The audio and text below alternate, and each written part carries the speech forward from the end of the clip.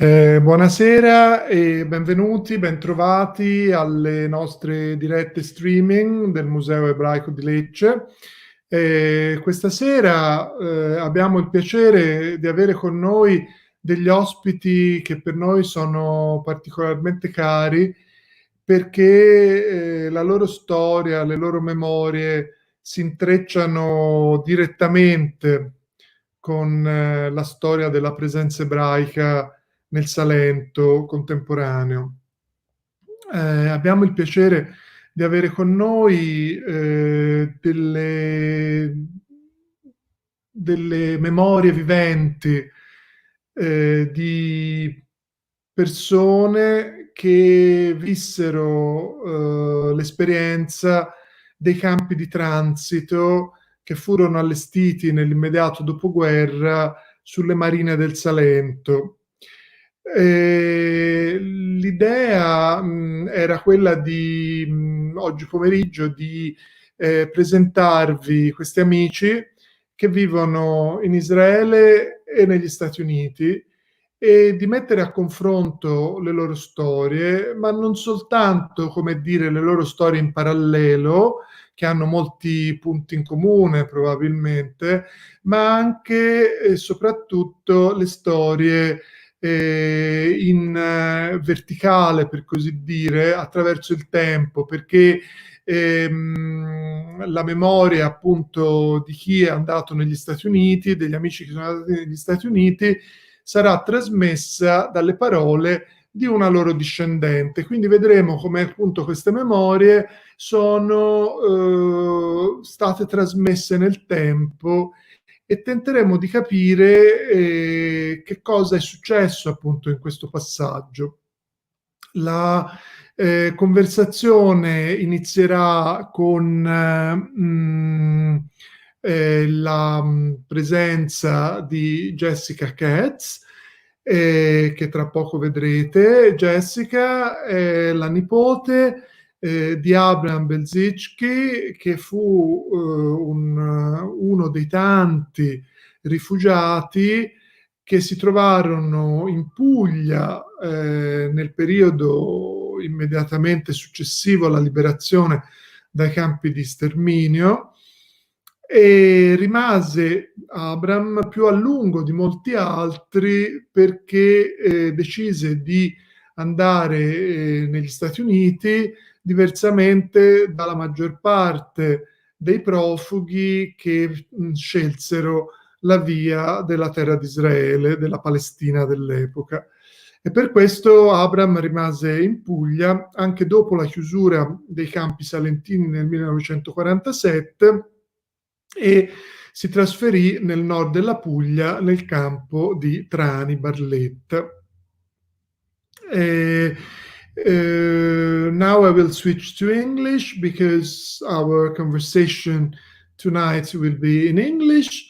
Tonight we will be focusing on a very, very important topic, which we cherish especially from the museum because it pertains to the very significant period of the DP camps that were operated immediately after World War II in Salento, in the Lecce area, and especially on the Salento seashores between 1945 and 1947, when all of the 4 Salento camps were almost suddenly closed. Tonight we will be hosting living memories, living testimonies of that period, of those days, and we will be interviewing friends from Israel and from the US. They will telling us their moving stories, and we will be interested in hearing how the stories were handed down from generation to generation, because besides having the first generation, we will be interviewing their grandchildren. So we will be starting our conversation tonight from an interview with Jessica Katz. She is speaking from New Jersey, where she's right now, and she is the granddaughter of Abram Belzycki, who was a Jewish refugee who, after experiencing many terrible troubles in the concentration camps, as you might expect, he managed to end up in the Salento transit camps before eventually moving to the US in 1950. We will be talking with her about the meaning of memory, what memory means to her, and how she feels this memory should be handed down throughout time, from generation to generation. Jessica, that I would like to see because she is here in our virtual studio. Hi, Jessica. Hi, How are you? good. Thank you. How are you? Fine, thank you very much.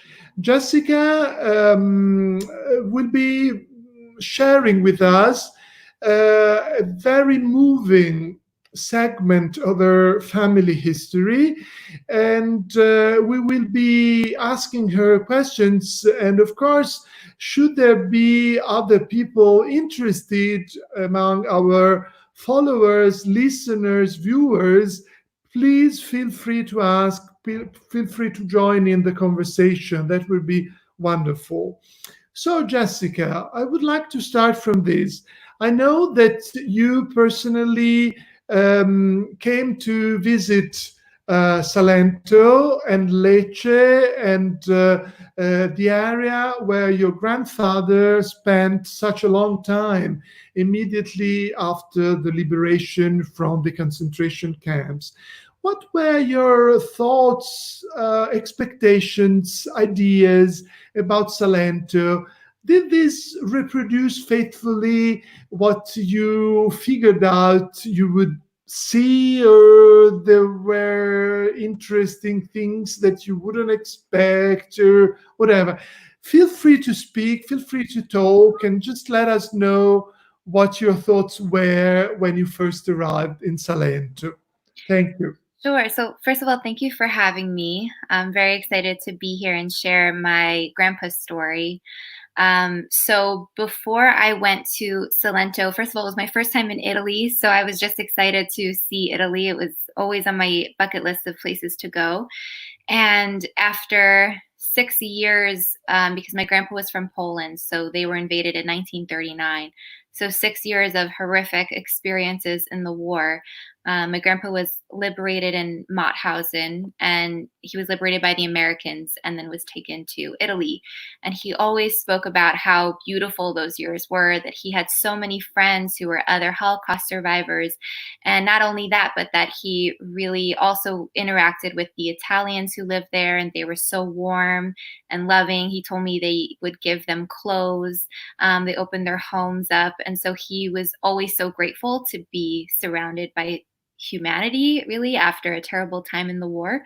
And I have so many photos of him when he was in Italy. Those are the earliest photos he had because, of course, everything was destroyed in the war. My grandpa was my age now. He was 29 when the war ended, and he was taken to Italy. And so when I visited, I kind of wanted to see it through his own eyes. Of course, nothing looks the same and the world was different. I was there a year and a half ago, but the nature and the way things looked, everything's the same colors and the same things that he lived and breathed. And so one of the biggest takeaways I had was when I went to, most of the time he was there, he was in Santa Cesarea, or Cesaria, I don't know. Yeah, that's fine. It was the first time he'd ever seen the sea because he was in Poland and they didn't travel really back then. And so I felt very grateful that after such horrible experiences in the war, that he was able to rehabilitate emotionally and physically in such a beautiful place and actually see the sea and be surrounded by such warm people. And that's the thing that kind of struck me the most. I know some people were in displaced persons camp in Europe. There were some people who had to stay in Germany where the war happened.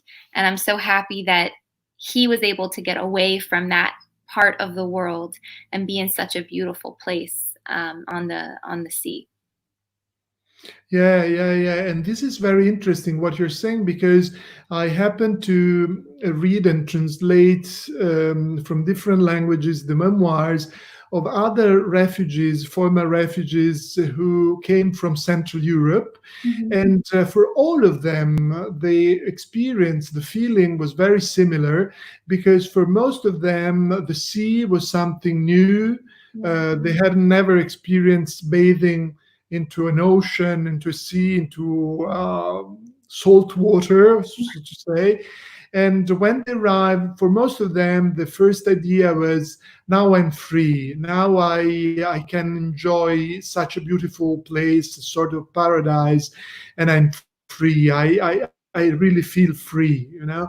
I think this must be a liberating experience. I don't know what to call it, but it must be very, very strong, very, very strong after what they had endured. I mean, because they had suffered so much, and the stories of all of them were very similar. Again, they were coming from, most of them, from small cities, small towns from Central Europe. They had gone from camp to camp. Mm-hmm.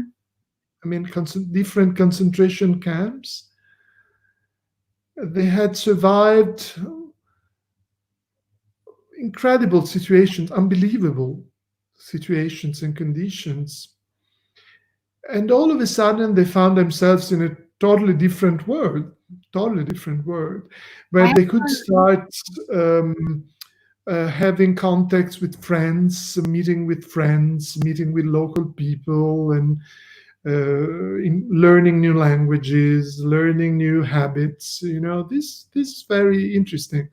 And of course, at the same time, the organization that was run by the United Nations in those days built up a sort of professional workshops. I mean, a sort of training activities for the refugees to learn something that would be helpful for their future life. So there was a project. They started having project about future, which was something that they couldn't have so far. I mean, they didn't have so far. And so, for instance, I think I have the certificate, your father's certificate, your grandfather's certificate from the ORT, the Organization of Rehabilitation Through Training. Oh, he had probably. I haven't seen that, so I would love to see. Yeah, I have it somewhere, and you know that we organized an exhibit for the Day of Remembrance this year, and a part of the exhibit was dedicated to your grandfather's memory, because your uncle, whom I met in Lecce like 4 or 5 years ago.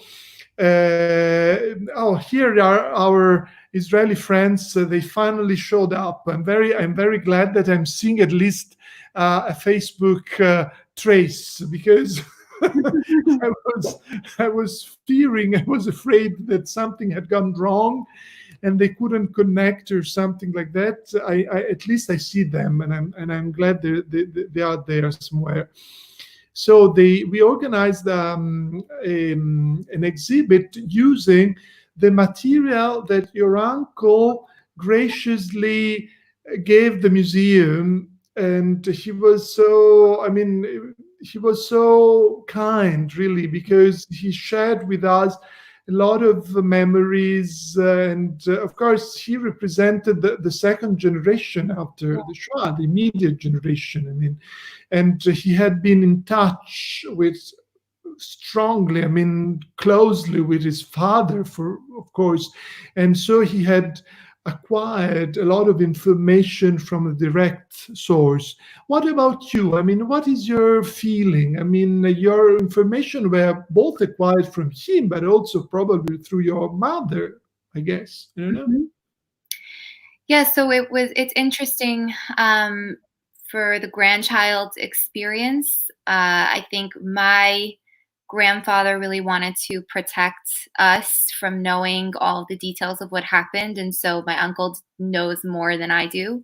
I think my grandpa even told my uncle more than he told my mom in a way to protect her as well.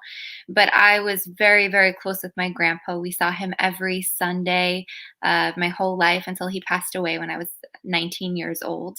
And I loved him very much. And I remember just from a little girl, he had numbers on his arm because he was in Auschwitz. So when I was 5 years old, I remember just touching his arm and asking him, "What's this?" And I tried to, rub it off.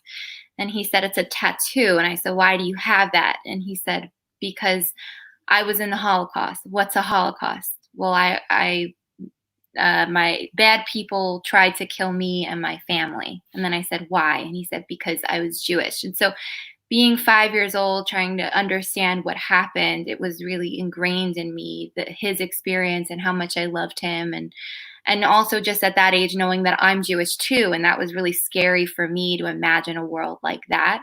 And so my connection to him made me become very interested and passionate about what happened to him and the Holocaust and his experiences. And so even when I went to Italy, just wanting to connect with him and that part of his life, even if he didn't tell me all of the details, I knew him as my grandpa, not just as a Holocaust survivor, but as my hero.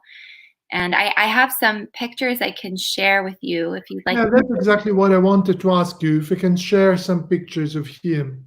Yeah, so I actually found a photo of him on the sea. So let me figure out how to share that. 1 second.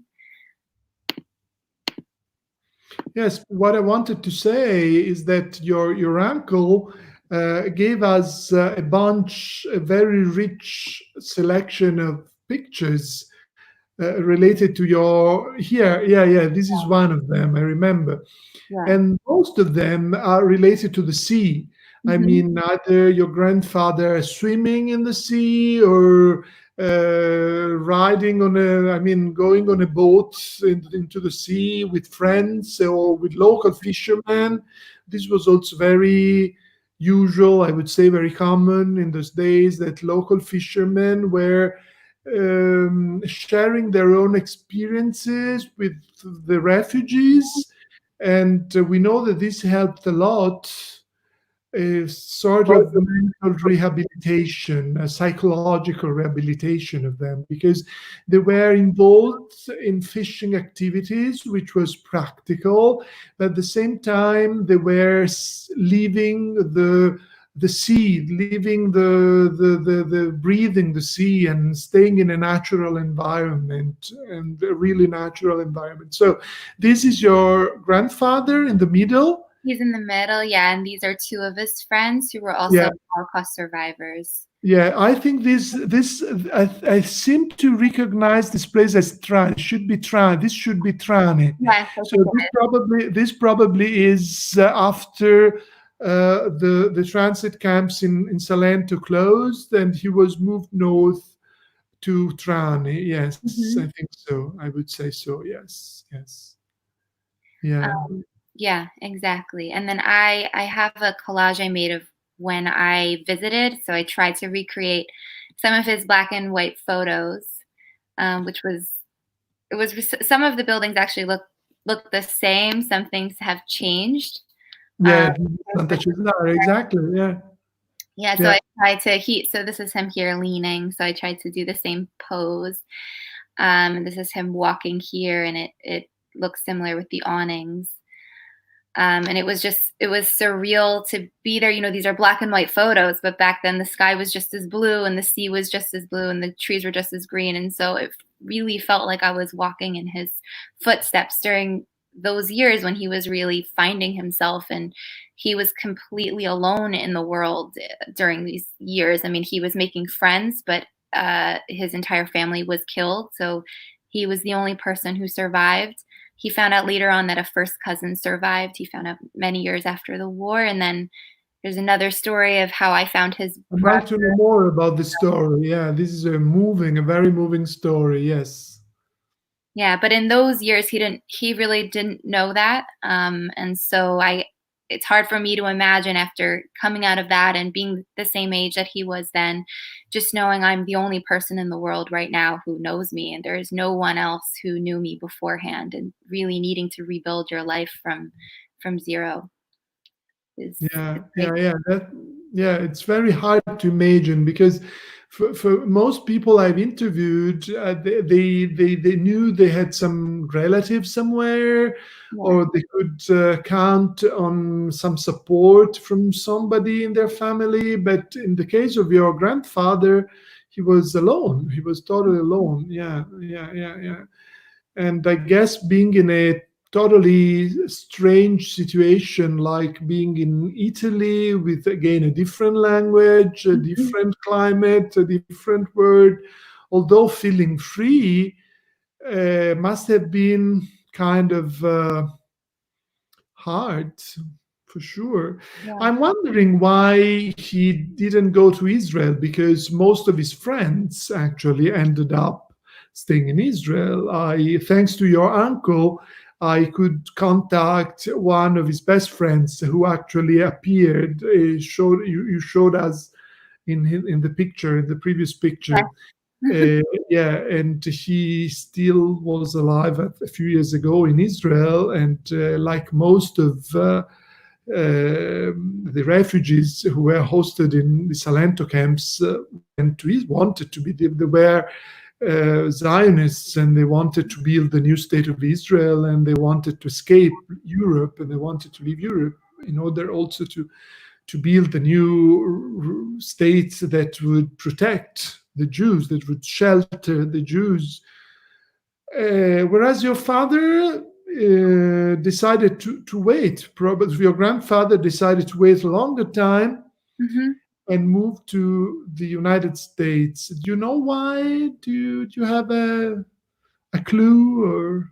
So what I know, he wrote a testimony. Steven Spielberg many years ago collected survivor testimonies, and so my grandpa wrote um, in his testimony about that exact decision. So his plan all of those years. So he was in Salento for 5 years, which I've learned from you and from others in the region that even that was rare for someone to have stayed that long.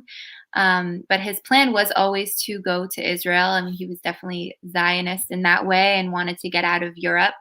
But the story goes that one of his friends with him in Italy dared him to apply to go to America as a joke, because I guess in those days it was very hard to get a visa to go to the States, especially if you didn't have family. And so he filled out an application, just never thinking he was going to get the chance to go to America. And I guess in those days, there were also rumors that America's roads are paved in gold. I mean, I think that a lot of people thought that there's, a life of opportunity in America. I know my dad's parents who were survivors, they came to America from Israel for that same impression. So I think that may have been a part of it. But then he surprisingly got accepted to go to the States, and he was shocked. And he wrote that he had to sell his bike. I don't fully understand that, but I guess he couldn't bring his bike to America when he bought the bike for Israel. So he sold his bike and filled out all the paperwork, and a family in Minnesota sponsored him through some nonprofit organization. I believe it was Minnesota. And he went to America. He didn't speak any English. He barely had any money. But people were very nice to him. They helped him get a job, and he built a new life for himself in America. Yeah, wonderful. I see some very interesting comments from the family of our friends in Israel, but I'd like to know more about what happens with them. Are they showing up? Will they be showing up? I'm online all the time. Yes, but you. So are you? Oh, that's amazing. Wow. I'd like you to meet them, Jessica, because Yeah. I'd like you to share your stories with them. And before introducing them, I'd like to know more about the story of your grandfather's brother, because that is so moving. I mean, a part of the family, this family which was totally destroyed in the Shoah, seemed to be exactly vanished away, but by chance, I don't really understand how, through a process, a very long process of research, which you made it possible. And this is amazing. So, meaning that the weight of memory is really very strong in you, and this is a very positive memory in a way. I'd like to know more about this. Tell us more about this. This is so moving, really. Thank you. So my grandpa had an older sister and a younger brother. And when the war started in 1939, his younger brother's name was Chaim. He was 2 years younger than him. So his brother was 21 years old when the war started. My grandpa was 23. And Chaim found a way to escape from the ghetto in Poland and get to Russia. And they knew he got to Russia because he sent a package. And so they knew he got there okay. And then eventually the packages stopped coming. They weren't sure if it was because he was killed or probably the Nazis just stopped letting packages get into the ghetto. But when he survived the war and he got to Italy, starting in 1945, he started to search for his brother because he hoped that maybe he survived the war, because he probably wasn't in the camps, because he did get out of that part of Europe. And he contacted all different consulates, governments, nonprofits, sending letters because, of course, back then nothing was digital. And then in the 1980s, he asked my mom to take over the search because she was, younger and savvier. And so she also sent letters. And I remember as a kid just watching her write letters and open letters and crying every time it said that they can't find his brother. So for me, the memory of my grandpa missing his brother, needing to know what happened to his brother is very strong, because I remember seeing it with my own eyes. And in 2016, I had to get a surgery. So I was out of work and I was bored in the house and I didn't know what to do. And so my mom was like, why don't you take over the search and try to find his brother? And in the beginning, I was like, you've been searching since 1945. There's no way, he probably didn't survive. But I guess at that point, our goal was just to find out what happened to him. So the intention wasn't even that he was still alive, but it was just to know what happened after the war started. And so in only 8 days of searching online through Facebook and different websites, I can get into detail later if you want to know which websites I used. But I actually found his brother's son, who was living in Sakhalin Island in Russia, which is on the other side of the world. It's near Japan. And we connected, and he had no idea we were out there. So both brothers spent their whole lives trying to find each other. Sadly, they both passed away by the time we found our families. But we formed this family connection, and I'm in touch with our Russian cousins. We've met several times. And so we found out that his brother did survive, and he had 3 children. And he stayed in Russia. He tried to leave Russia. He wanted to go to Israel. He wanted to go back to Poland, find his family. But because of the Soviet Union, he could not get out. And he passed away in 1970 from a brain tumor. So he passed away before the big immigration from the Soviet Union to Israel. So, I always wonder kind of what would have happened if he lived longer. Would we have found each other sooner? But the good news is we did find each other, and we reconnected our families. I can share a photo of them side by side. Let me get that, because we never knew what his brother looked like. And then when we found a photo of him, once we found our cousin Evgeny, he sent us photos of his father, and the resemblance is really crazy. You can see this is a photo. So this was taken when my grandpa was in Italy on the left. And then this is Chaim. I think they were similar ages in these photos. So Chaim's on the right. And they look very similar. They have what they look very similar, exactly. Yeah. Yeah, we call them the Bell's bags. A lot of us have the bags under our eyes. And so he had that too. And they have kind of the same nose. And yeah, it was amazing for us to see what his brother looked like, and my mom felt like she found her uncle for the first time.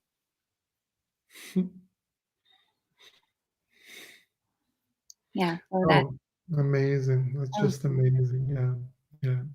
So I'd like to know about our Israeli friends. I saw that they are online and they're watching us, but I don't understand why they're not able to connect. Is there a way for them to connect? They receive the link. You just have to click the link, and you will enter the broadcast. Are you there? Are you there? They see us, but I can't hear them. so they just need to click the Yeah, stream. Yeah. yeah. I don't know how to. I think I think Marta said she sent them a Facebook message with the link. Yeah, exactly. I'm reading the correspondence between Matt and them, but I don't understand why they don't manage to watching from Chile. So we have people watching from all over the world. This is amazing, amazing. So yeah. So the story we wanted to tell. Just a moment, okay? So I will make a very short introduction, and I hope they will be able to join in. Rachel, who's going to show up hopefully in a few seconds, is the daughter of Moshe. Moshe Haelion was born in Thessaloniki, Salonika, in Greece, and he lives in Israel right now. And he underwent a very similar story as Abram Belzycki, as Jessica's grandfather. At some point, he was in the same camps as Abram, but I imagine they never met. And for very similar reasons and with a very similar itinerary, Moshe ended up in Salento with a group of Greek former Greek survivors, Shoah survivors, who created a sort of group, Greek-speaking group, because something that I generally highlight when I introduce people to this very interesting story of the DP camps in Salento is that the majority of the refugee population came from Eastern Europe, from Central Eastern Europe. And for most of them, the mediating link, the mediating language was Yiddish. For most of them, the way to communicate between Hungarians, Poles, and Czechs, and whatever, was Yiddish.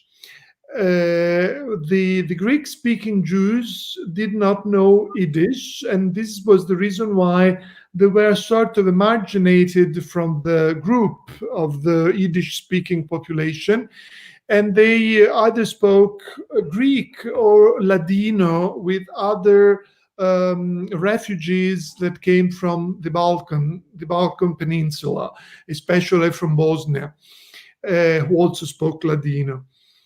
Judeo-Spanish. And so Moshe stayed in Salento for a while, and he became one of the leading authorities in his Greek-speaking group, one of those who managed to create a sort of movement that made it possible for them to make Aliyah, to go to Israel together. He has written a very, very interesting journal in which he describes the daily activities in the transit camp of Santa Maria al Bagno, which was then the most important of the 4 transit camps that were operating in Salento after the war. And one of the major problems with them was that, according to what he writes in the journal, and I'd like to know more from his voice directly, was that the authority sent from the land of Israel, entitled to give those refugees the possibility to live on the Aliyah Bet. We have spoken about the Aliyah Bet, this sort of illegal migration to Israel. We have spoken about that in a previous conversation with Fiammetta Martegani on this channel. The problem was that those agents sent by the Yishuv, the Palestinian Yishuv, were giving priority to people who could speak Yiddish and who were coming from Central Eastern Europe rather than Mediterranean Jews. This is what Moshe says. And that's the reason why they had to organize themselves as a very compact group. And they had to go to Bari, which was then the center of the headquarters of the Sochnut, of the agency for the migration, and convince them to let them go to Israel. And eventually he managed to do so, but the condition was that they should live together. Because at the beginning they said, "Oh yes, you'll be able to leave, you'll be able to sail to Israel, but you have to go in different teams, in different groups." Whereas they wanted to go together because they said, "We are a small group. We are like 50 of us, or in the range of some 50 people or something, and we don't want to be separated, because otherwise what we have created so far will disappear. On the contrary, we want to stay together, we want to risk together." They knew that how risky it was to go to Israel in those days. And eventually they managed to do so. They succeeded. And the story is very well narrated in Moshe's journal.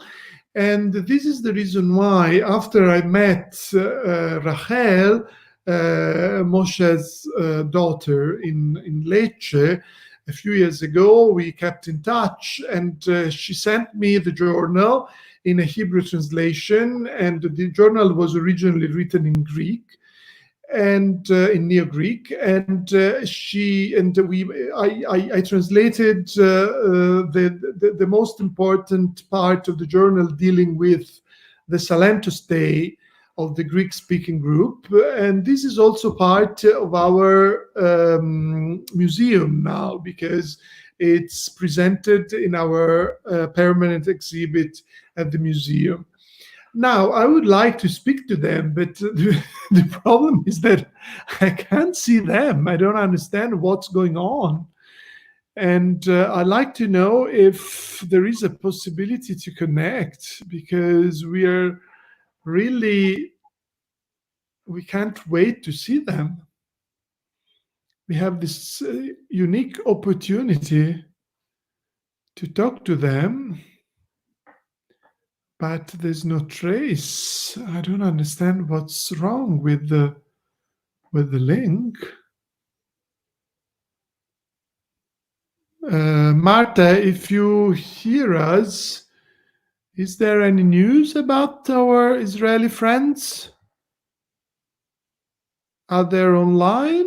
I think they sing us. But they probably missed something in our correspondence. And Marta just wrote that she has to check her email. Yeah, exactly. I see that.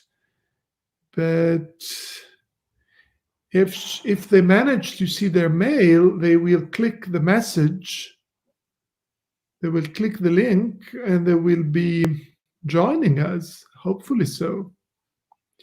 We are waiting to see them. So it's an interesting story, because since I arrived in Salento and I became familiar with the story of the transit camps, which was totally unheard of to me, because I didn't know anything about these Salento camps before I got to Lecce, I started collecting material. And as a matter of fact, I found that most of the refugees came either from Poland, like your grandfather, or from Hungary.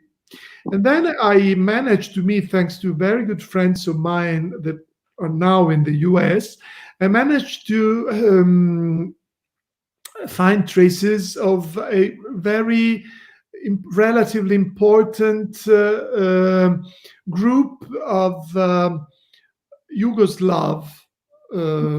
Yugoslav Jewish refugees who had not gone through the concentration camps, because they had succeeded to escape Yugoslavia before the Nazis took the Jewish communities to the concentration camps in Poland or Austria or wherever.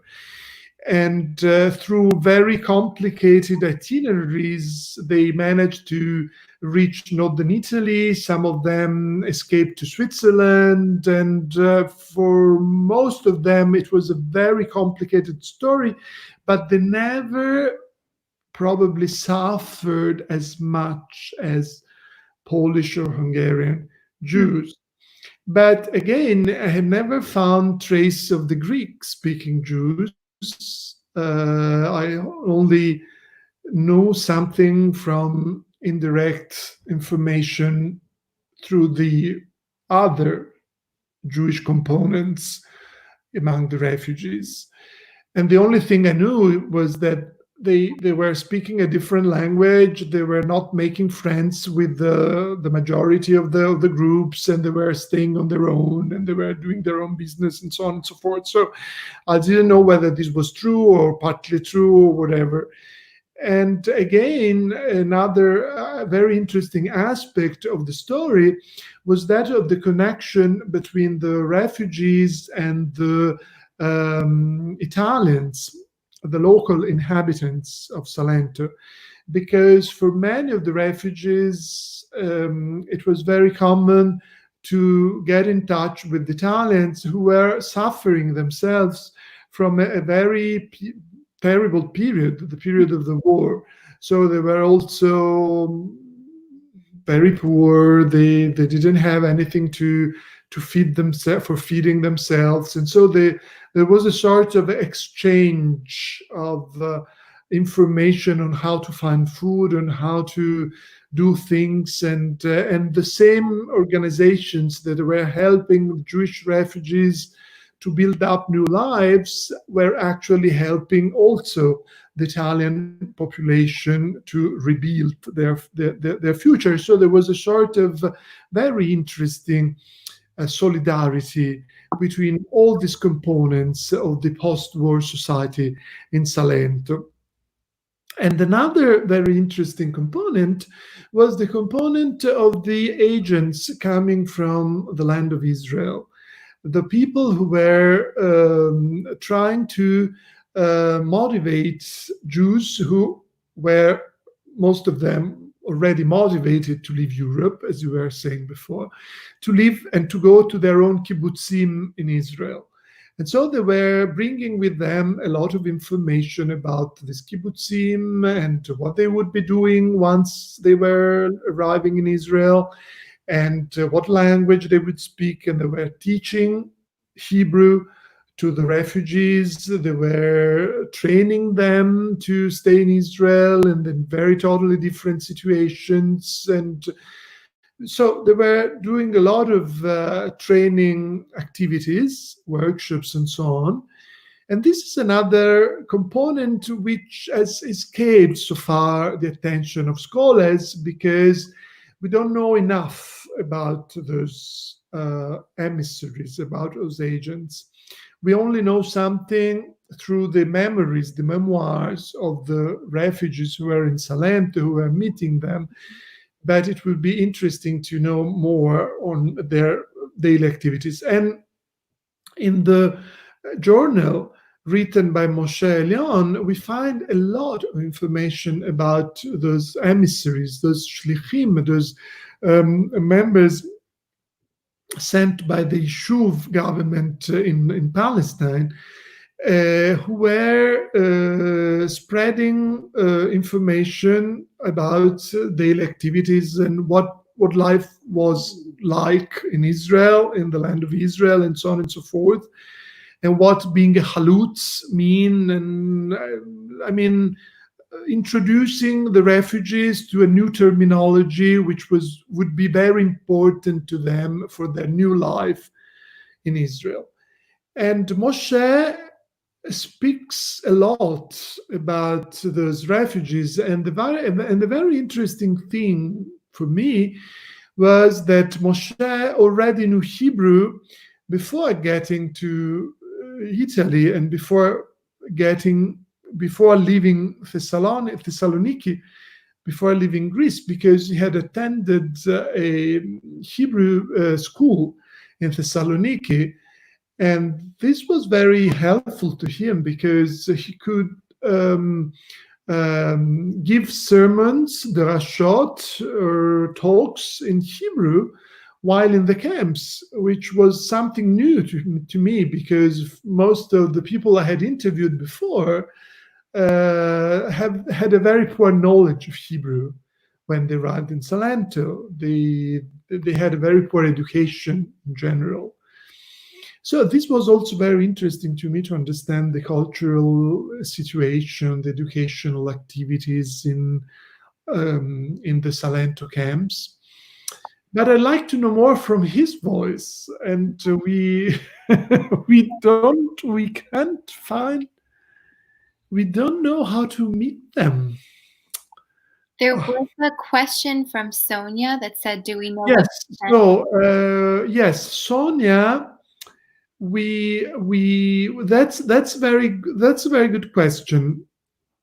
There were in the range of thousands of Jews who were in the Salento camps, though it's very difficult to have a faithful estimate of the real numbers, because we know that most of them were not staying permanently in the same camp for a long time, but they were moving from camp to camp. And whenever they moved from a camp to another, they were registering in the new camp with a different name. So the same people were registering with different names. This was a very common attitude, so to say. And this is understandable, because every time they were registering, they were receiving a sort of welcome kit to the camps that consisted in food and like a bed or a cover for the bed, all sorts of things that were needed, that they need to have for their stay in the camps. So they were collecting those things. So I see Dvorit, who says that her grandfather was in Bari in the same group of Moshe. So this is very interesting. Dvorit, would you like to say something? Would you like to comment? Would you like to say something about your memories, or the memories that your grandfather handed down to you? And this would be very interesting, because Bari was also a very important center for the refugees. As I was saying before, this was where the headquarters were. And so every time that they had to make a very important decision, they had to move to Bari and to meet with the local representatives of the Sochnut Israelit, the Israeli agency, the agency for Aliyah Bet, for the immigration. Though I see that it's very difficult to have people in this streaming. It's generally very easy to create a very lively conversation room with this program, but it doesn't work with our Israeli friends. I don't see why. I don't understand why. Yes. So in the story of the DP camps in southern Italy has been revived only recently, I would like to say, just in the last 15 years or something. People are reviving this period, which has escaped attention of the scientific community so far. Only very few scholars have studied those years, and especially the Salento camps were almost unknown. The reason is that it's a very short period, as I was telling you, like 3-4 years only, and it's in between two major periods of Jewish history: the Shoah period, which was so impressive and important, and the period of the foundation of the State of Israel. So this story of the transit camps is very short, and compared to these major events, seems to be nothing. Although it's not this way, because most of the expectations, most of the innovations and renovations that would be brought by the refugees to Israel, especially, took place in the transit camps, because it was in the transit camps that people could, as Jessica said, could make friends and could find their family again, if possible, if there was a possibility, and decide and make a decision on what to do, how to organize their future life. And they were helped in so doing by the local organizations, or the organizations that were sent either from Israel or from the US to help those refugees recreate their life, start a new life. So this period was very effective, very important, very significant for most of the period. For instance, we were dealing with these professional activities that were being taught in the transit camps. Many of the refugees ended up doing in their destinations, like in Israel or the US, ended up doing what they have learned in the DP camps during the period of the DP camps. So if they have learned how to be a fashion designer, so to say, or something like that, they ended up doing that. If they had learned how to work in a building management something organization, they ended up doing that in Israel or in the US, so on and so on and so forth. So it affected this presence in the Salento camps affected very much and very deeply the lives of those refugees. But we are still waiting for them to appear. So, okay. So Dvorit says, Aaron Mano, yes. That would be very good. I'd like to know more, because in Moshe's journal, Aaron Mano is mentioned quite on every page, on every single page. So it's the boss. He was the boss. He was the leading authority of the Greek-speaking group. So they were great friends even in Israel. and I'd like to know more. Maybe yes. We'd like to have her in the. We are trying to invite Dvorit from Israel to say some words about her grandfather. That would be great, because I've heard about her grandfather. I've learned from Moshe's journal, and I've seen some pictures of her grandfather, but have you ever spoken like to know more before, or you've only read about him? Sorry, say again. I couldn't hear you. Have you ever spoken with his family before, or you've only read about him? No, exactly. Yeah, that's the reason why I'd like to speak to her, because that's the first time I'm in touch with them. Oh, amazing. That would be really amazing, and that's a real good opportunity for us to deal with these subjects. This is what we are doing at the museum. The museum is a place where many of our visitors come to. Yes, they share the room together in Santa Maria al Bagno. Yeah. I read that in Moshe's journal. There, he deals with that. Yes. He describes. That's also very interesting. Moshe describes the villa. You know that in the Salento DP Camps, where we did. So, Rachel, we sent a link in your Facebook message and in your email. So you have to check your Facebook messages, your email, and all you have to do is click on the link, and then you should be able to join.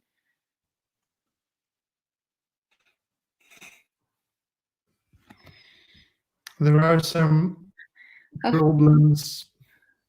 Yes, the very interesting thing of the Salento DP camps is that, unlike other camps in northern Italy, refugees were not hosted in barracks or buildings that were usually used for other activities. Mm-hmm. They were hosted in villas, in what were the bourgeoisie villas, the very beautiful villas of the Salento bourgeoisie, the second homes for most of the Salentine upper class.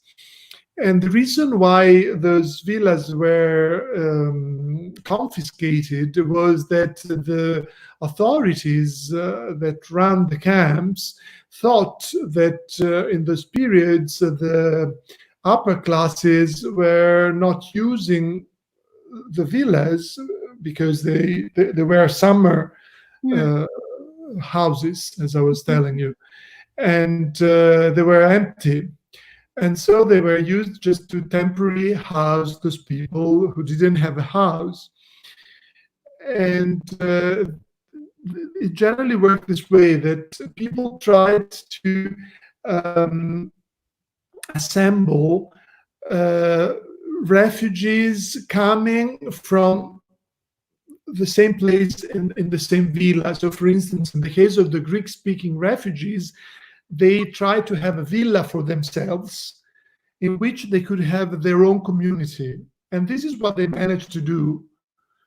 And so there was a very strict organization. There was a leading authority, a committee with people who were, having specific tasks, like a cultural attaché, or a person who was making the connection with the authority in Bari, a person who was making the connection with other groups. For instance, in Moshe's journal, mention is made frequently of connections with the Polish group, for instance, because at some point they understood that without those connections, the Greek-speaking Jews were too little number, and they couldn't have a good organization. And so they decided to have a bigger group with these Polish-speaking groups. But then at a certain moment, they had to split up because they didn't understand each other.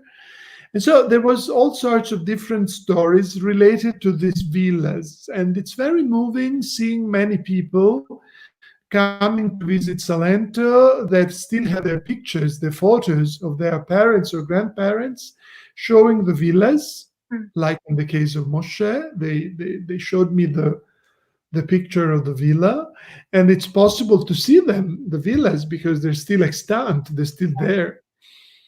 And it's really moving to see when people are there, they start crying because, of course, they spent a part of their life, or if not them, their parents or grandparents were there. Hello. Good evening, everyone. How are you? Finally, I was waiting for the connection. Oh, I'm so Sorry, happy. you forgot us. You didn't send us. I'm going to send it to my father because he's waiting also. Sorry. How is he? Hold a moment. I'm going to send it to forward it. I was waiting for the Rachel, I think connection. you need to exit out of your Facebook because you hear the playback. There is a problem with your microphone. Yeah. I'm going to send it to my father because he's waiting also. Sorry. Just a moment. Hold a moment. I'm going to send it to forward it. I was waiting for The good thing of this I'm going to close it.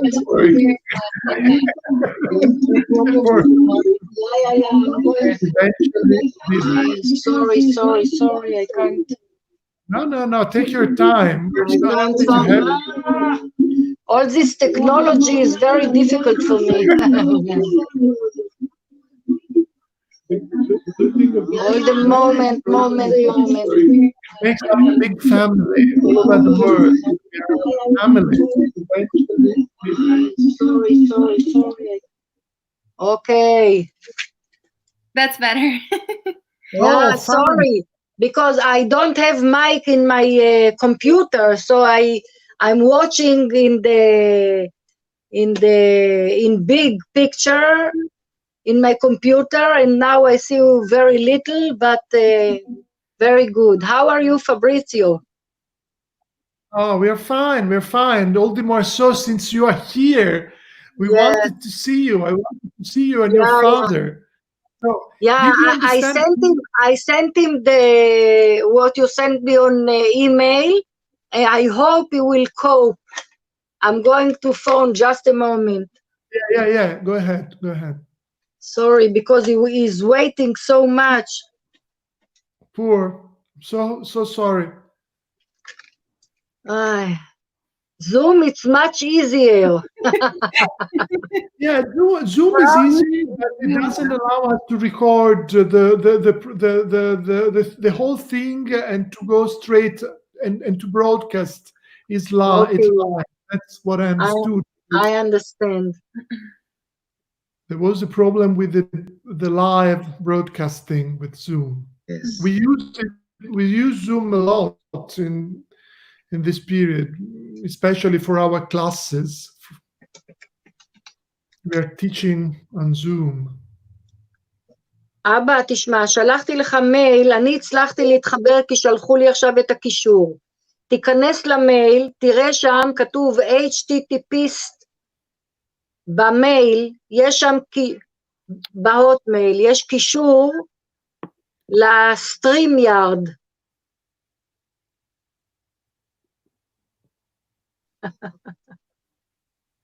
כל הכבוד.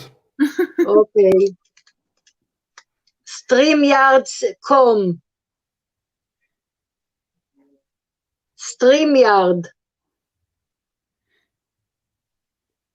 תסתכל, יש קישור מתחת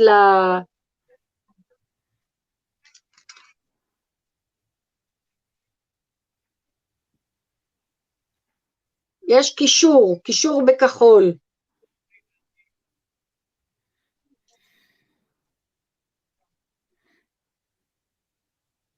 יש כתוב למטה מוזאו ברייקו, ומעל זה יש קישור בכחול.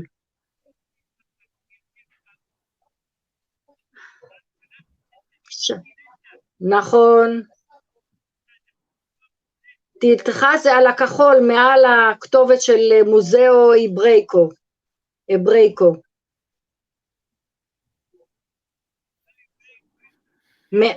יש HTTPS, תלחץ על זה בבקשה. Finally we are doing it, פבריציו. תלחץ על זה, אתה תראה שאתה נכנס. אבל ממש כל הכבוד לאבא שלך, כי הוא מצוין. כן, באמת. איך הוא יכול לעשות את זה? לחצת על זה, אבא? ממש יוצא מן הכלל. תלחץ, ואתה צריך להיכנס. מפריע אותי. אתה צריך להיכנס למוזיאון.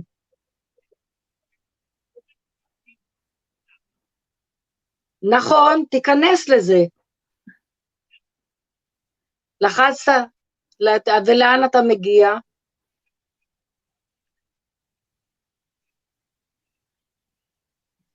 אבא, יש בכחול קישור, StreamYard. נכון, תלחץ על זה בבקשה. תלחץ עוד הפעם. זה צריך להביא אותך לפייסבוק.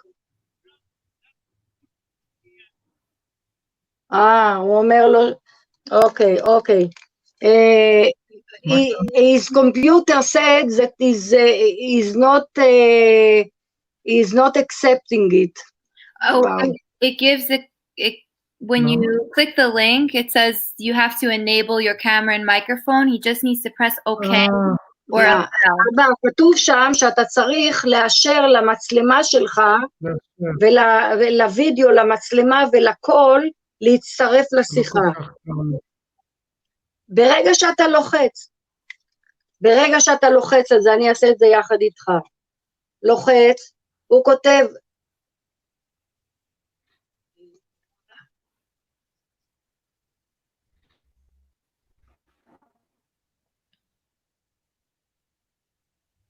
HTTP, תלחץ על זה, כותב, you're entering a broadcast studio. לא, על הקישור, אבא. כן.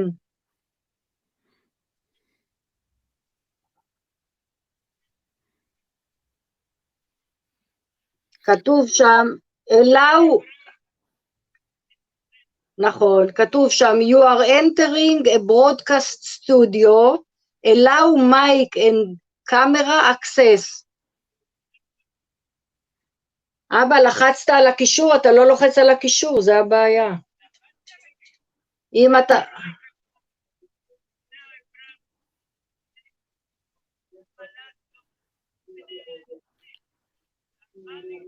אבא, מעל זה יש https נקודותיים, שני אלכסונים, streamyard.com. לא יכול להיות, אני אשלח לך את זה עוד הפעם. לא יכול להיות. טוב, פבריציו, I'm sorry, it's not going. מה שאנחנו, אפשר לעשות את זה בינתיים, אולי אפשר לדבר קצת על החוויות של אבא שלך. כן. אם את רוצה להתחיל לדבר, לספר את ההיסטוריה שלו, את הסבובים שלו, מה שאת רוצה להגיד לנו.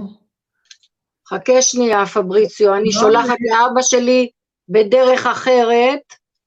כן, אבל אולי אפשר גם לדבר עם אבא שלך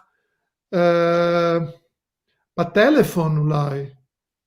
אם זה... אבא, אני שולחת לך עכשיו רק את הקישור. תסתכל רק את הקישור. אולי... להיכנס להוטמייל.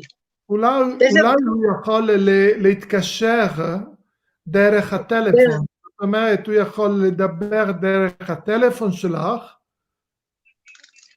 אני חושב שאתה לשמוע. מה ששלחתי לך עכשיו, אבאלה. כתוב, אבל יש מתחת, יש, לא סאבג'קט, מתחת יש כתובת HTTP. נכון, תלחץ על זה, בבקשה. Okay. You're entering a broadcast studio. ללחוץ. All over the world they are watching us, Fabrizio. And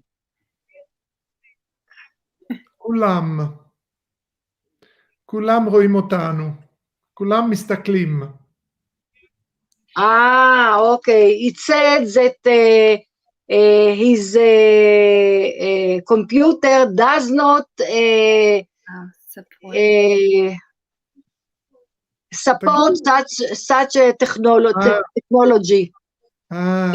וואו. יכול להיות, זה יכול להיות. אז... So, is there another possibility to connect him? אולי אפשר בטלפון שלו, אם יש לו סמארטפון? בדיוק, מה שחשבתי, אפשר גם אתם רוצים להתקשר אליו? את יכולה להתקשר אליו, כמו עכשיו, לדבר איתו, ואפשר גם אני חושב שאפשר לשמוע את זה, גם דרך הטלפון שלך. Just a moment, I'm trying something. Marta. Wow. Marta. עופר, תשמע, הוא שלח לי את הקישור ואני הצלחתי להתחבר. שלחתי לאבא שלי, הוא כותב לו המחשב שהוא לא, המחשב שלו לא תוך... Il telefono di lei perché lui non riesce a collegarsi, perché non riesce a entrare perché dice che ha sentito il suo computer non è abilitato per questo tipo di programma.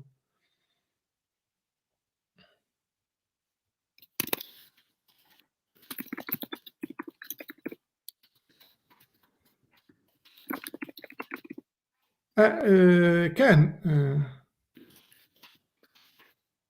yeah, he can use the telephone. Yeah, I'm doing it because we have my son-in-law is a computer expert and he's going to help us. Okay.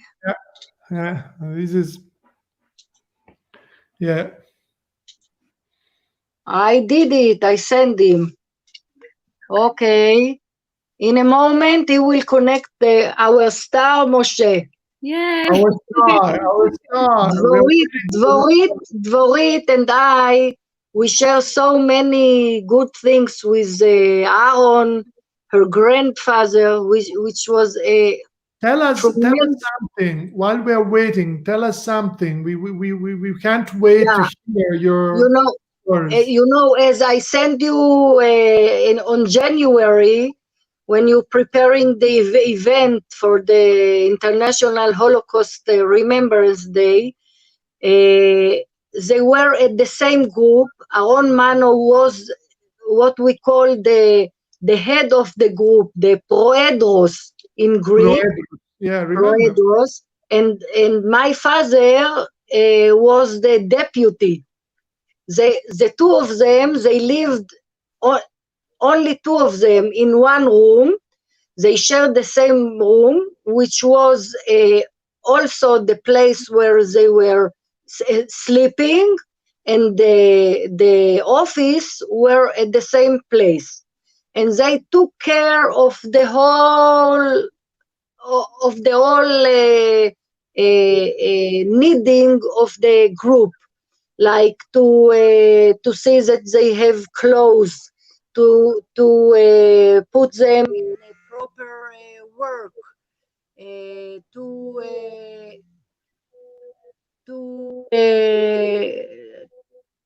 to help them be a part of the group that can look forward to build the life, to learn Hebrew, and to earn money because they worked somewhere at the place. I know that my my late mother, Hannah, she was sewing. So they sent her to work at the kitchen, and she said, "No, I want to work in what I know, what I'm doing." And she fought a lot, and she did it. She went to Lecce, and she bought some materials, and she saw a shirt and trousers, and she showed it to everyone, and they saw that she's not only talking, and she's doing. And Moshe was working in various jobs. I don't know exactly what he was doing. Hey. Oh, Abba, finally, yay! We want to thank Ofer Zusman. He's our king. Shalom, Yeah. shalom. Finally, we did it. We did it. Rachel, do you have pictures? Do you have any pictures to show us, to share with Yes. us? I want to show you רחל, pictures. את שומעת אותי? כן. טוב, שומעים אותך, כן, שומעים אותך. טוב. ברוך הבא. ברוכים הנמצאים. So nice to meet you.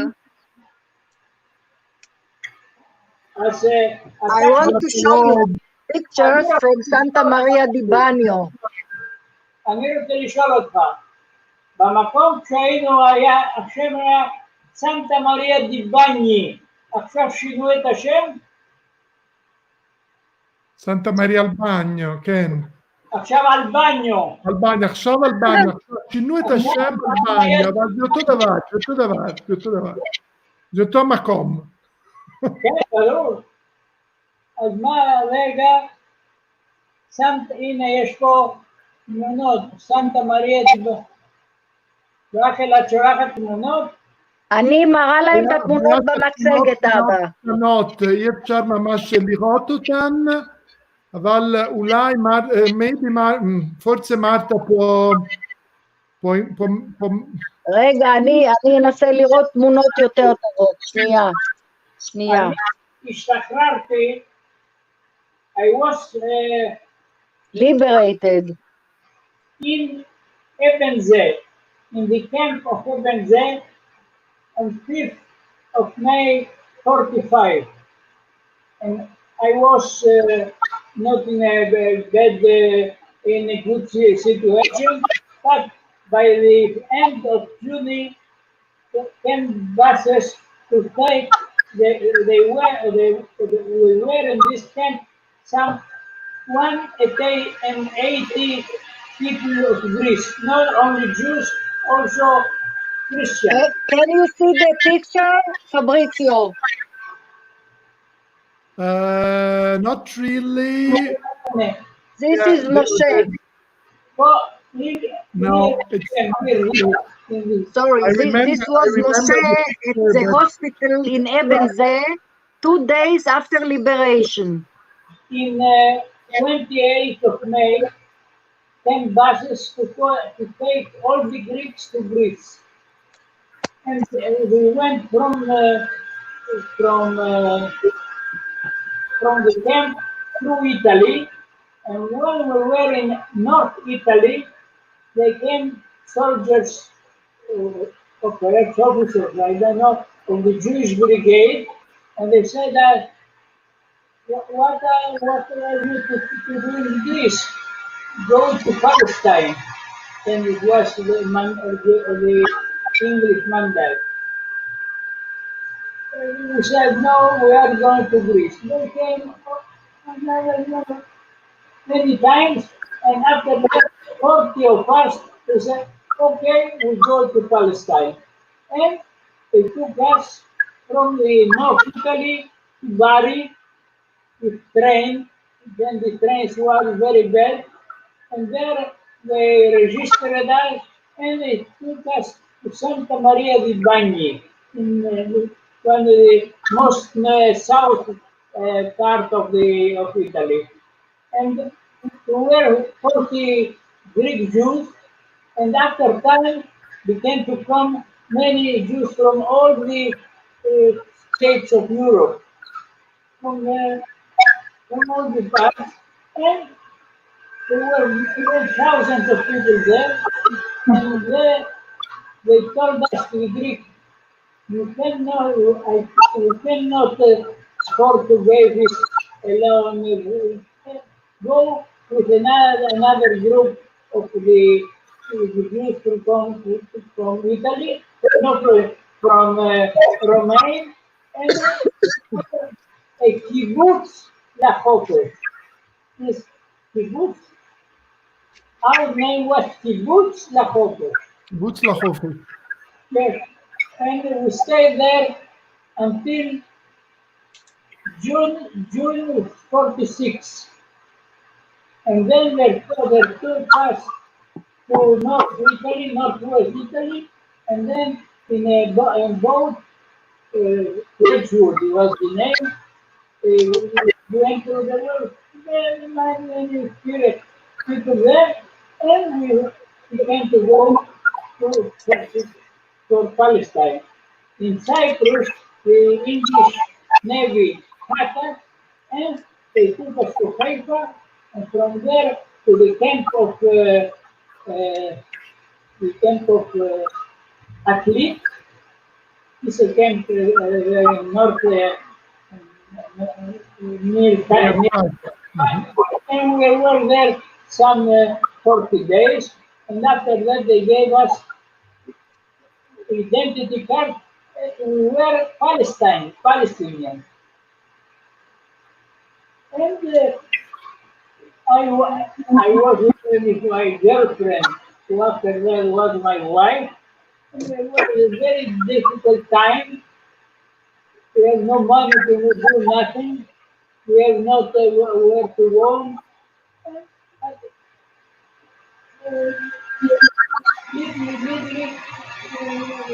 And then on April 14th, they took me to the army. I was to the army. And on 15 May was the state of Israel. And I was in the army, soldier. After that, I went to the officer schools of artillery. And on December 50, I was an officer. And I remained in the army until 71, and I was decorated with the rank of colonel, of lieutenant colonel. And after that, I was in the Miluim. I don't know how to say. Reserves. And there they gave me the grade of colonel, and on 91 he was liberated from the army. And I have written not only what we read, I have written a book. I don't know if you recently. I saw, I saw the title because Rachel sent the title to me, but I haven't seen the book itself. I'd like to see it, the one in Spanish. There is a Spanish translation of the book. Ladino translation. Ladino, yes, of course.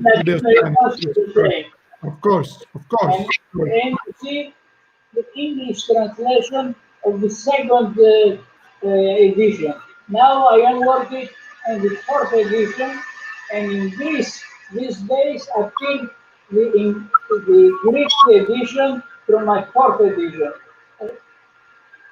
Yeah. Good. Very good. All the time.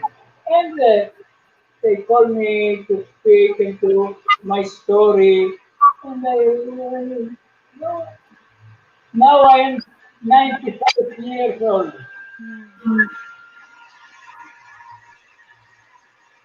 Amazing. Questions? Yeah, many questions. We have many questions. I think many questions. Have you ever been back to Salento after you left from Puglia? No, never. From But Rahel has been in Lecce, has been in Salento. Yeah, 4 years ago, I was visiting in Italy with very good friends, and we decided to go after my dream, and we went to South Italy. We went all over the places. It was amazing for me. We went to visit. Fabrizio, we met in Santa Maria al Bagno, in Santa Maria al Bagno. Yes. In Nardò. First in Nardò. In Nardò, yes. And Via Nardò, yeah. Yeah, it was like a dream of mine that came true, because I was dreaming of visiting those places, especially after I read my father's diary. I sent it to you. You know that it's not easy to read, but it's very encouraging. Yeah, because you know I was putting myself instead of them, and I think that they were very, very sad and unable to think further what their life will be. They dream to come to Israel, and they eventually, after a year in Santa Maria de Bagno, because the Greek were not part of any party, as we call it, and they let them stay, I think, nearly a year, and only after a delegation that Aaron Mano, the late dearest Aaron Mano, and my father, they sent some strong Greek people to Bari. They persuaded the clerk that they should go to Palestine, and then they began to think how to send those troublemaker Greek to Israel. And it took some more months, but eventually they did it, and they went near Savona to the refugee boat Yashia Wedgwood, and after more than a week, very sorry. To a camp with other people who were to come to go to Palestine, and they took us with buses to Rome. And when we were in Rome, they said the British, the Italians, they don't know, had the boat. It was La Spezia was taken in Italy, and they left us 1 and perhaps 2 months in Roma, where in the Santa Maria, Santa Cesare, no, where the Pope was. The Pope as a villa. Marinelli, what do you mean? Villa Cavaletti, perhaps. Villa Cavaletti. Cavaletti was in Rome, and after they went to Villa Frascati, who were in another place, near the house of the Pope, and from there they took near Castel Gandolfo. Yeah. See. Amazing. So how do you, Rachel? You were impressed after your visit, during your visit in Salento, because you found all the memories of your father there in Lecce, in Santa Maria, and so on and so forth. And what about your children? I mean, your family. What are what are their thoughts? How they? Okay, what's my child, edition Moshe. of the fourth group. Now is the third, and it's only with the fourth. They wrote a letter to me, a letter, and said, when we saw you in uniform, we could not think that you were in concentration camp. And now, in Greek Edition. No, in tongue. Newspaper? Journal. in the Greek, in the Greek version, No, in a journal said, I was surprised to see that this man was in concentration camp. Yeah. So you were saying, Rachel, you were saying about your children. What do they? My children I have 3 children, 2 daughters and the son in the middle. They know very good the story of their grandfather. Very, very good. They are aware because I'm busy with Moshe for so many years, because I'm escorting him here in Israel and abroad and everywhere. They know all about it. And I think that one day I'm going to take them to Italy after the coronavirus. We will forget about it. I think we will do it because it was a dream of mine, and I'm so happy I did it. I'm very happy. So we will invite you. We will invite you and your children in Lecce. You have to come over. You have to come over, and you have to show your children the places and the museum and the part of the museum which is devoted to your father.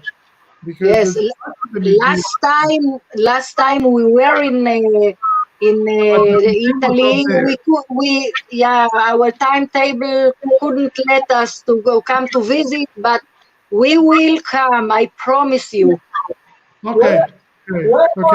Next trip to Italy. Next trip will be to Italy. I was never in the Salerno camp. What? I couldn't hear, Moshe.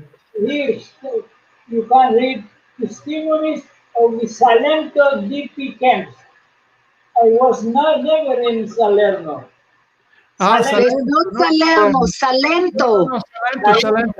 Salento is the area of Santa Maria, Santa Cesarea. Those places are Salento. Yes. This place was Salento. No, Salerno is a different place. Salerno is a different place. Yes. Salerno is a town. The town near Naples. Yes. I think today I didn't hear this name, Salento. You know, Fabrizio, you started, I told you when we met 4 years ago, that one of my dreams is to make the museum in Santa Maria di Bagno, except the pictures that I gave them, to put a place with the memories of the Greek group, because in no place they've been mentioned, and especially at this museum, except my picture, they are not mentioning anyway. Only the Hungarians and the French and the Polish and the etc. You name it, but except the Greek. I know. That's the reason why I'm in touch with Alessandra, and we are going to fix it. Okay. glad I will push that. I will push that. But know that in the museum in Lecce, it's done. It's already there. Yes, So, I know. yeah, it's already there. You know that I have testimonies of more refugees from the Greek group, and I'm going to send it to you. I will. With pleasure. With pleasure. I'd Yeah, like yeah. to know more. I'd like to know more. I'd like to know more. And Said Vorit and the other who are commenting, who are sending their comments in the chat, tell them to spread information, whatever they have. We are very glad to receive information and to share the information and to do what we can to spread everything. You will translate my book in Italian. Your journal is already translated into Italian. We just need to publish it. I already did the translation. You are translated in Italian right now. You have an Italian translation. I did the translation. You understand? We sent to you the fourth edition of the Hebrew book. It's the new edition. Yeah. And Jessica, who's watching us, would like to have the Hebrew version of the journal, the one you sent me for translation. She would like. Okay. Thank you. Okay, I will. Yeah, it's very touching. It's very touching. very personal, and but it's okay. Information. There's a lot of information. Just beautiful. It's beautiful. It's just beauty. It's good to hear another family of survivors that went through the same route. Yeah. Exactly. In Israel, we know. In Israel, we have this group, but from other places, it's another story. Exactly. Wow. So, I'm so glad that you managed that eventually you established a good connection. Moshe, תודה רבה. Efcharistopoli.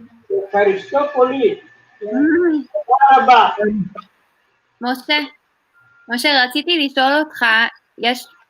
את מדברת עברית? כן, עשיתי עליה לפני כמה שנים. She works in Israel also. יש מצב שהכרת את סבא שלי? שם שלו היה אברהם בלזיקי. אין שום סיכוי שהכרתי אותו, הוא היה בסנטה מריה די בני? הוא היה סנטה שזריה. זה לא אותו דבר. היה כסף בשביל ללכת ממקום לאותו. כן, לא, היה צריך להיות איתנו דריו סבי, שהוא היה בסנטה צ'זריה, אבל הוא גם היה במחנות אחרים. לצערי הרב הוא לא יכל להצטרף, אני מאוד מצטערת, כי הוא גם מדבר איטלקית. אבל אפשר לקבוע פגישה מיוחדת עם דריו, שאפשר לעשות, לא יודע, כשהוא פנוי, כשהוא רוצה. אוקיי, אני אדבר איתו, הוא מאוד ישמח. גם אני אשמח מאוד, ממש. אחרי, פבריציו, after 2 months at home, we are getting crazy. I think I'm speaking on behalf of the whole audience. Everybody's getting crazy, not you only, everybody's getting crazy. Yeah. Okay. What's going on? Except Moshe. Moshe is working very hard. Of course, he's always working hard. And I'm helping him. So every day we are talking and talking. The book will be excellent. Okay. So, I'm so very glad to see you. I'm so glad to see you. Jessica, are you living in Israel? I'm moving back in a couple of months. But August... Yeah, you do it. דברי עברית. אני מדברת. גם אחותי, חיילת בודדה, היא בארץ תבואי, תצרי איתי קשר, אוקיי. ואנחנו נהיה בקשר. אוקיי, אני אשלח לך הודעה בפייסבוק עכשיו. נהדר. אתה יודע, פבריציו, שבצופים בנו עכשיו, יש לנו שבט של משפחת האליון מכל העולם, שהם מוצאם מהעיירה העליון בספרד, ולפני שנה, בדיוק לפני שנה היה לנו כנס בסלוניקי. הם עכשיו, הם מתרגשים, אי אפשר לספר, זה פשוט טירוף. All העליון family all over the world, hip hip hooray. איזה יופי. We are going to have Zoom on Friday. With all העליון tribe.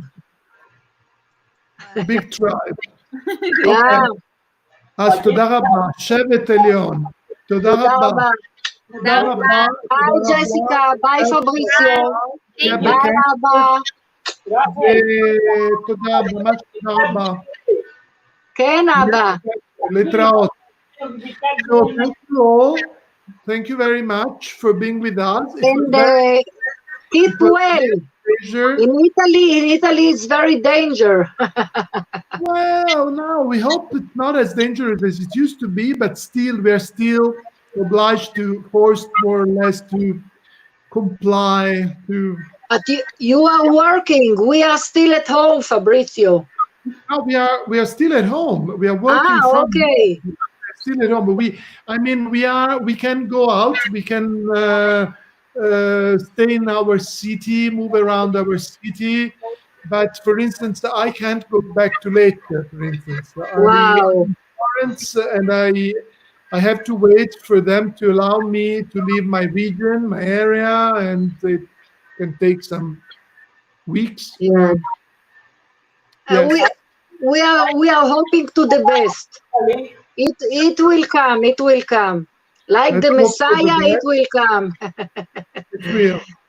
תודה רבה. Thank you very much. Thank you very much. Thank you, Jess. Love you all. Bye, Jess. Thank you, Moshe. Let's be in touch. And thank you so much for being with us. And see you tomorrow. Bye-bye.